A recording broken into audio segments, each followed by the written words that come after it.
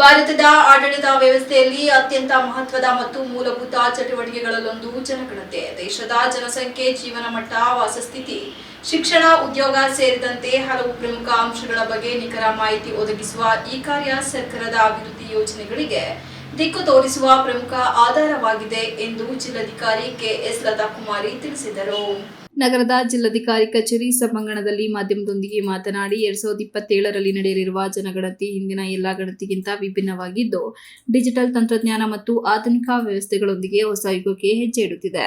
ಜನಗಣತಿ ಕಾರ್ಯವು ಸಂವಿಧಾನದ ಅನುಚ್ಛೇದ 246 ಹಾಗೂ ಜನಗಣತಿ ಕಾಯ್ದೆ 1948ರಡಿ ನಡೆಯುವ ಶಾಸನಬದ್ಧ ಪ್ರಕ್ರಿಯೆಯಾಗಿದ್ದು, ಪ್ರತಿಯೊಬ್ಬ ನಾಗರಿಕನು ಪಾಲ್ಗೊಳ್ಳುವಿಕೆ ಈ ಕಾರ್ಯದ ಯಶಸ್ಸಿಗೆ ಅವಶ್ಯಕವಾಗಿದೆ. ಜನಗಣತಿ 2027 ಕಾರ್ಯವನ್ನು 2 ಪ್ರಮುಖ ಹಂತಗಳಲ್ಲಿ ಹಮ್ಮಿಕೊಳ್ಳಲಾಗಿದ್ದು, ಮೊದಲ ಹಂತ ಮನೆಪಟ್ಟಿ ಮತ್ತು ಮನೆಗಣತಿ. 2026ರ ಏಪ್ರಿಲ್ 12ರಿಂದ ಮೇ 15ರವರೆಗೆ ನಡೆಯಲಿರುವ ಈ ಹಂತದಲ್ಲಿ ಮನೆಗಳ ಭೌತಿಕ ಸ್ಥಿತಿ, ಕುಡಿಯುವ ನೀರು, ಶೌಚಾಲಯ, ವಿದ್ಯುತ್, ಇಂಟರ್ನೆಟ್ ಸೌಲಭ್ಯ, ವಾಸಸ್ಥಿತಿ ಹಾಗೂ ಆಸ್ತಿ ವಿವರಗಳ ಬಗ್ಗೆ ಸಮಗ್ರ ಮಾಹಿತಿ ಸಂಗ್ರಹಿಸಲಾಗುತ್ತದೆ. ಸುಮಾರು 34 ಪ್ರಶ್ನೆಗಳ ಮೂಲಕ ಕುಟುಂಬಗಳ ಜೀವನ ಮಟ್ಟವನ್ನು ಅಳಿಸುವ ಪ್ರಯತ್ನ ನಡೆಯಲಿದೆ. ಈ ಹಂತವು ಜನಸಂಖ್ಯೆ ಗಣತಿಯ ಮೂಲಭೂತ ಚೌಕಟ್ಟನ್ನು ಸಿದ್ಧಪಡಿಸಿರುವುದರಿಂದ ಅತ್ಯಂತ ಮಹತ್ವದ್ದಾಗಿದೆ. ಎರಡನೇ ಹಂತದಲ್ಲಿ ಜನಸಂಖ್ಯೆ ಗಣತಿ 2027ರ ಫೆಬ್ರವರಿ ನಡೆಯಲಿರುವ ಈ ಹಂತದಲ್ಲಿ ದೇಶದ ಪ್ರತಿಯೊಬ್ಬ ನಾಗರಿಕರ ವೈಯಕ್ತಿಕ ವಿವರಗಳನ್ನು ನಿಗದಿತ ದಿನಾಂಕ ಮತ್ತು ಸಮಯದಲ್ಲಿ ದಾಖಲಿಸಲಾಗುತ್ತದೆ. ವಯಸ್ಸು, ಲಿಂಗ, ಶಿಕ್ಷಣ, ಉದ್ಯೋಗ, ಸಾಮಾಜಿಕ ಸ್ಥಿತಿ ಮುಂತಾದ ಮಾಹಿತಿಗಳು ಇಲ್ಲಿ ಸೇರಿರುತ್ತವೆ ಎಂದರು. ವೇಗದ ಡೇಟಾ ಸಂಸ್ಕರಣೆ, ಡಿಜಿಟಲ್ ಮತ್ತು ಸುರಕ್ಷಿತ ಪ್ರಕ್ರಿಯೆ, ಸರಳ ಮತ್ತು ಬಳಕೆ ಸ್ನೇಹಿ ವಿಧಾನ. ಯಾವುದೇ ಕಾರಣದಿಂದ ಸ್ವಯಂ ಗಣತಿ ಮಾಡಲು ಸಾಧ್ಯವಾಗದಿದ್ದರೂ ಜನರು ಚಿಂತಿಸಬೇಕಾಗಿಲ್ಲ. ನಿಗದಿತ ಅವಧಿಯಲ್ಲಿ ಗಣತಿದಾರರು ಮನೆಗೆ ಭೇಟಿ ನೀಡಿ ಎಲ್ಲಾ ಮಾಹಿತಿಯನ್ನು ಸಂಗ್ರಹಿಸುತ್ತಾರೆ. ಇನ್ನು ಜನಗಣತಿಯಲ್ಲಿ ನೀಡುವ ಮಾಹಿತಿಯನ್ನು ಸಂಪೂರ್ಣವಾಗಿ ಗೌಪ್ಯವಾಗಿಡಲಾಗುತ್ತದೆ. ಈ ಮಾಹಿತಿ ಕೇವಲ ಸರ್ಕಾರದ ಯೋಜನೆಗಳ ರೂಪೀಕರಣಕ್ಕೆ ಮಾತ್ರ ಬಳಸಲಾಗುತ್ತದೆ ಮತ್ತು ಯಾವುದೇ ವ್ಯಕ್ತಿಗತ ಉದ್ದೇಶಗಳಿಗೆ ಬಳಸುವುದಿಲ್ಲ.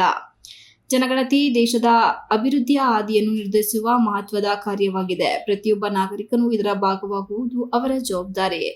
ನಮ್ಮ ಗಣತಿ ನಮ್ಮ ಅಭಿವೃದ್ಧಿ. ನನ್ನ ಗಣತಿ ದೇಶದ ಶಕ್ತಿ. ಜನರು ಉತ್ಸಾಹದಿಂದ ಪಾಲ್ಗೊಂಡರೆ ಮಾತ್ರ ಜನಗಣತಿ ಯಶಸ್ವಿಯಾಗುತ್ತದೆ. ಆದ್ದರಿಂದ ಪ್ರತಿಯೊಬ್ಬರು ತಮ್ಮ ಮಾಹಿತಿಯನ್ನು ನಿಖರವಾಗಿ ನೀಡಿ ದೇಶದ ಅಭಿವೃದ್ಧಿಗೆ ಕೈಜೋಡಿಸಬೇಕೆಂದು ಕರೆ ನೀಡಿದರು. ಪ್ರಜೆಗಳ ಕರ್ತವ್ಯ.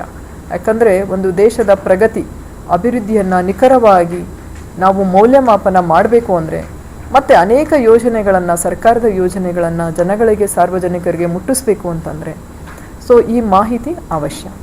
ಇನ್ನು ತಮ್ಮ ಮಾಹಿತಿ ತುಂಬ ಗೌಪ್ಯವಾಗಿ ಇರ್ತದೆ. ಯಾವುದೇ ಕಾರಣಕ್ಕೂ ಇದನ್ನು ಇತರರೊಂದಿಗೆ ಹಂಚ್ಕೊಳ್ಳೋದಿಲ್ಲ. ನಿಮ್ಮ ಯಾವುದೇ ಮಾಹಿತಿಯು ಅದು ಗೌಪ್ಯ, ಯಾರಿಗೂ ಅದು ಶೇರ್ ಆಗೋದಿಲ್ಲ.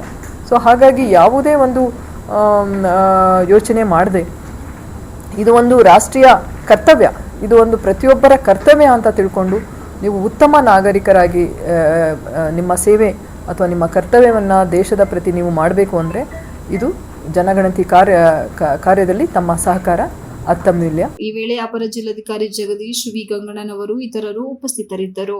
Srinivas, TV 46 news Kannada, Hassan.